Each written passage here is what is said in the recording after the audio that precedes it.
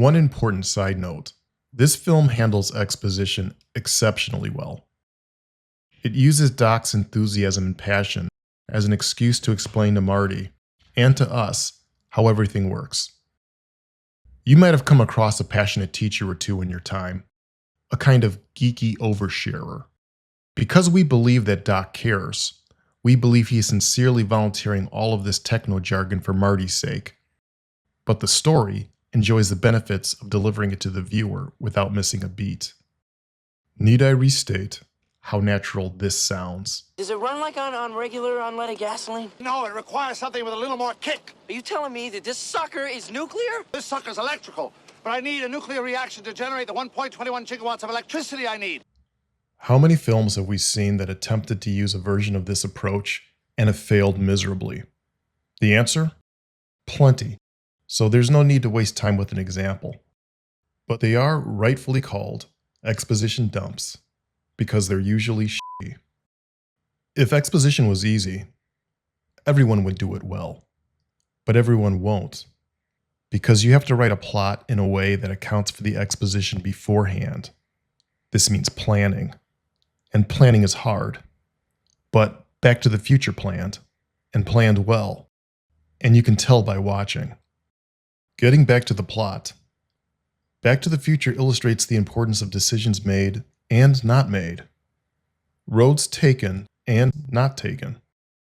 It points us to another great, unlikely film with a multiverse element. Harry Bailey broke through the ice and was drowned at the age of 9. That's a lie. He got the Congressional Medal of Honor. He saved the lives of every man on that transport. Every man on that transport died. Harry wasn't there to save them because you weren't there to save Harry. Marty's intervention changes the trajectory of George's life. This is an inversion of the father-son relationship and can only happen in a sci-fi universe like this. Which is another thing that this genre can do that conventional drama can't. It can raise moral and ethical questions we'd have difficulty even conceiving of. Whether or not that's a good thing is debatable, but it sure is entertaining. Time travel affords Marty the opportunity to give advice to George, because it provides him the foresight that his father doesn't have. Marty can see the downstream effects of George's inability to resist Biff's bullying. A pattern that George will otherwise go on to repeat for the next 30 years of his life. It's very clever and shows how human beings are a product of their experiences, reinforced by their decisions. Good writing also helps mitigate this film's touchy, inverted, Oedipal-adjacent subplot between Lorraine and Marty, and it addresses it head-on. For starters, it doesn't romanticize the situation, but it does milk it for tension and comedic benefit. The intention of the characters is what's important here. Marty is appropriately disturbed by Lorraine's attraction to him, but Lorraine is not consciously seeking her son. The fact that she doesn't know that Marty is her future offspring is the entire point. I mention this for the few critics of the film that feel this element of the story makes it perverse. It doesn't, and I think y'all protest too much. But Lorraine is attracted to the idea of Marty, someone who stands up for himself in the face of danger. That's Calvin Klein. Oh my God, he's a dream. In terms of courage, Marty is a better version of the 1955 and the original 1985 version of his father, who in this sense never really fully matures. Flash forward 30 years, and it's apparent that Lorraine has settled for a suboptimal version of George, while George has settled for a suboptimal version of himself and life in general. I know what you're gonna say, son. And you're right. You're right. But, Biff just happens to be my supervisor, and I'm afraid I'm just not very good at confrontations. The handling of this necessary but tricky emotional scene is actually quite impressive. Watch how it moves from weird, uneasy tension to a corrective, normalized resolution needed to move things forward. I don't know what it is, but when I kiss you, it's like I'm kissing my brother. Guess that doesn't make any sense, does it? Believe me, it makes perfect sense. The less appreciated important part of this scene is that it's also about Lorraine's role, by way of her expectations, in shaping the future. In the original pre-Marty 1955 timeline, Lorraine's expectations of George may have slowly morphed over the course of their 30-year relationship, from romantic to practical. What about George? George McFly? He's kind of cute and all, but I think a man should be strong. So he can stand up for himself and protect the woman he loves. In telling how they originally got together, Lorraine confesses that her initial instinct towards George was one of pity, almost maternal. But by being bold enough to kiss her at their high school dance, George signaled just enough courage to allow Lorraine to fall for him. Unfortunately, this would be the extent of George's ambition.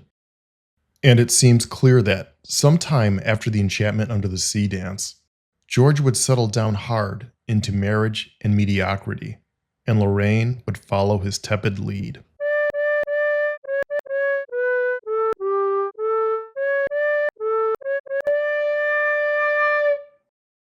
But in the modified timeline, and only due to Marty's interference, Lorraine gets to maintain her idealized desires while projecting them onto George, who will this time rise to the occasion and forever become a better man because of it.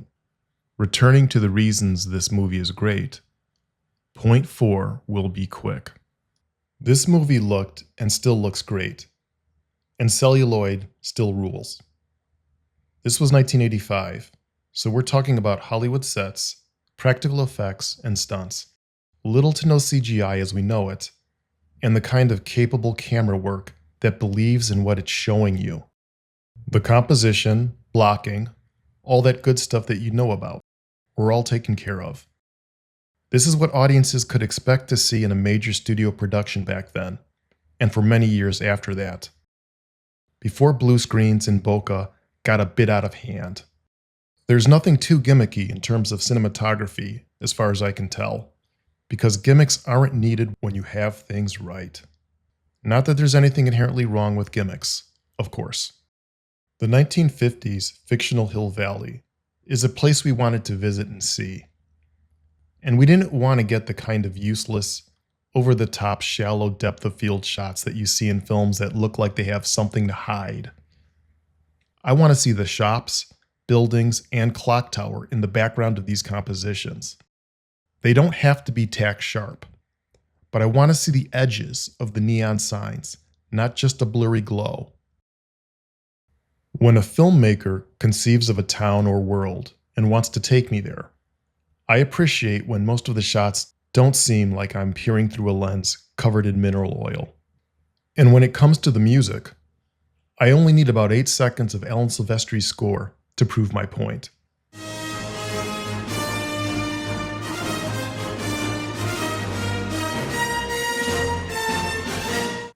Case closed.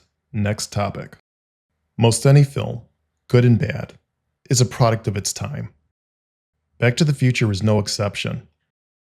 But this film landed smack dab in the middle of the 80s, and it felt, looked, and sounded like it. Without casting judgment, but as a living witness, I can tell you that there was a cockiness to America's Reagan-era culture of the 1980s. Right or wrong, that cockiness at least felt earned, if not justified.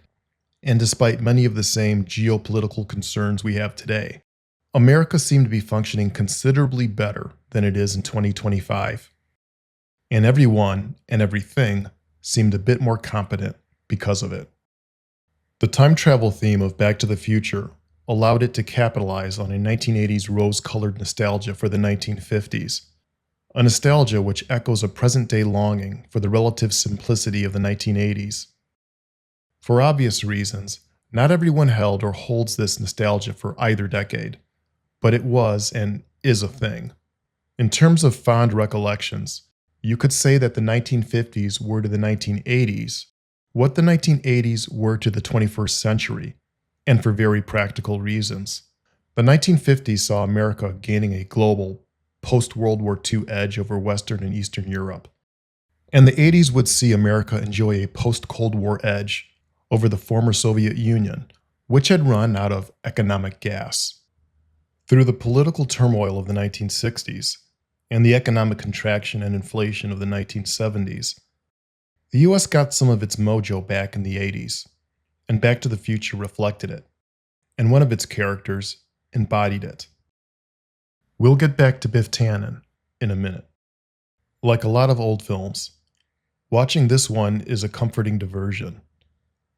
It takes us back to when life in America was simpler, and any setbacks, even ones requiring a time machine, would somehow be miraculously resolved before the closing credits. Our heroes were a little more innocent, and our villains a little less dark. There were challenges, but it was seldom all demons and doom. And that's the way it was, and we liked it. We loved it. With apologies to Eric Stoltz, Back to the Future's casting is perfect all around. Michael J. Fox strikes the proper balance that is Marty McFly, a high schooler with enough going on to feel confident about, but with his requisite share of teenage insecurity. I mean, what if they say I'm no good? What if they say, get out of here, kid, you got no future? I mean, I just don't think I can take that kind of rejection. Jesus, I'm starting to sound like my old man. Well, what if they didn't like them? What if they told me I was no good? I guess that would be pretty hard for somebody to understand. No. No, not hard at all. While Marty's a bit mischievous, he's basically a good kid. But unlike George, and perhaps in spite of him, Marty is no pushover. His personality, in contrast to his father's, is foundational to their stories and evolution. Could Marty's personality have been emboldened by watching George suffer the consequences of timidity? It's possible, and the story leaves it to the audience to speculate.